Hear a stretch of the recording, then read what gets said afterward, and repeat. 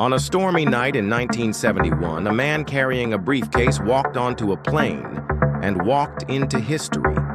He ordered a bourbon and soda, slipped a folded note to the stewardess, and by the time the night was over, he had hijacked a jet, demanded a ransom of $200,000, and vanished into the freezing dark skies of the Pacific Northwest, never to be seen again.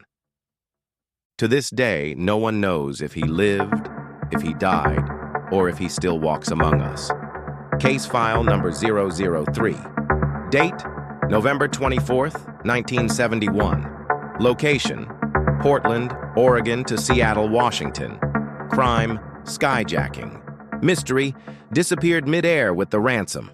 One man, one parachute, one stormy night. And 50 years later, the question still echoes. What happened to D.B. Cooper?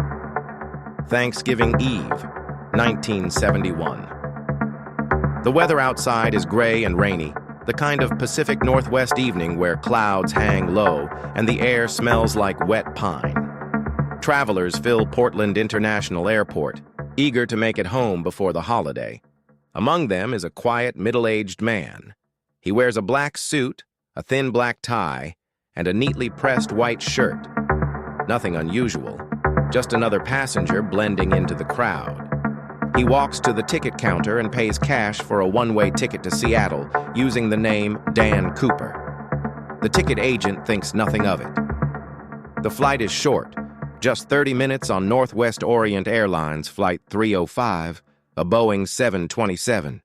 Once on board, the man sits in the last row, seat 18C. He lights a cigarette, as passengers could in those days, and orders a bourbon and soda. To the flight attendants, he seems calm, polite even. Then, without raising his voice, he hands stewardess Florence Schaffner a folded note. At first, she assumes it's just another passenger slipping her a phone number. She tucks it away without looking. But the man leans forward, and in a quiet, steady voice, he says, "Miss, you'd better look at that note. I have a bomb." Her hands tremble as she opens it. The words are typed neatly. The demand is clear. $200,000 in cash, 4 parachutes, a fuel truck standing by in Seattle to refuel the jet for a getaway, and if these demands aren't met, he says he will detonate the bomb. When she glances at him, he calmly cracks open his briefcase, revealing wires and red sticks. It looks real. The captain is alerted. The FBI is contacted. And suddenly, what should have been a routine holiday flight is now the most daring hijacking in U.S. history. For the next several hours, the plane circles Seattle as law enforcement scrambles to gather the ransom and parachutes.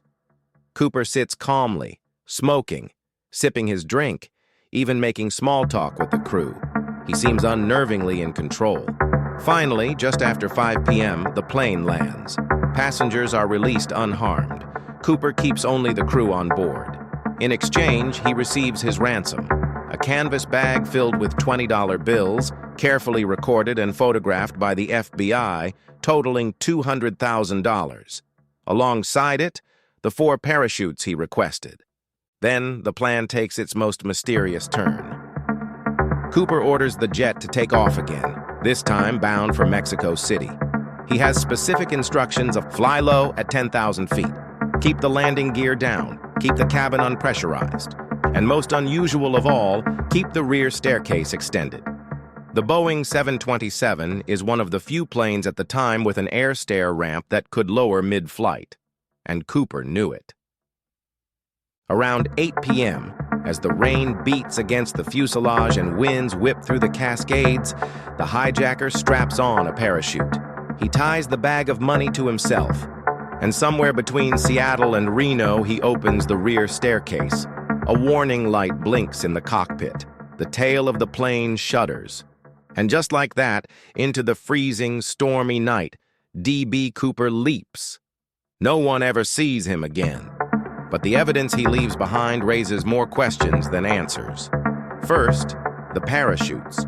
Investigators later revealed that Cooper had chosen a civilian chute, not the military one offered, suggesting he might not have been the expert paratrooper many believed. Second, the money. For years, it was gone. But in 1980, a young boy digging on the banks of the Columbia River discovered $5,800 in deteriorated $20 bills. Bills that matched the ransom money by serial number. Why there? Why only a fraction? Did the river claim Cooper, or was it a planted clue? Third, the tie. In his seat, Cooper left behind a black clip-on tie. Decades later, forensic experts discovered trace elements of titanium particles on it, an unusual substance linked to aerospace and chemical industries. Did Cooper work in one of those fields? Was that his secret background? Every scrap of evidence feels like a breadcrumb, but none lead to a definitive answer. Over the decades, theories have multiplied. Some believe Cooper didn't survive the jump, that the storm, the freezing wind, the dense forest below all but guaranteed his death. The money on the riverbank, they argue, is proof of a failed escape. Others argue the opposite, that Cooper was too calm, too precise, too specific in his demands to be an amateur. Some believe he survived the jump, blended back into society, and lived out his life quietly, enjoying the money in secret.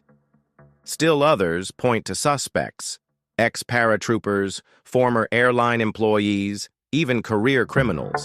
The FBI chased hundreds of leads, from Vietnam veterans to escaped convicts. None were ever confirmed. And in 2016, after 45 years of investigation, the FBI officially closed the case. But the legend never died. So, what do you think? Was D.B. Cooper a desperate man who perished in the storm? Or a mastermind who pulled off the greatest unsolved heist in American history? Drop your theory in the comments. I'll be reading them all.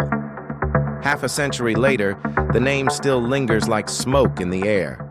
D.B. Cooper, a man who walked onto a plane with nothing more than a briefcase and walked into the shadows of legend. And until the truth is found, this case is still open. Drop your comment below. Like and subscribe to my channel for more chilling videos. Thanks for watching.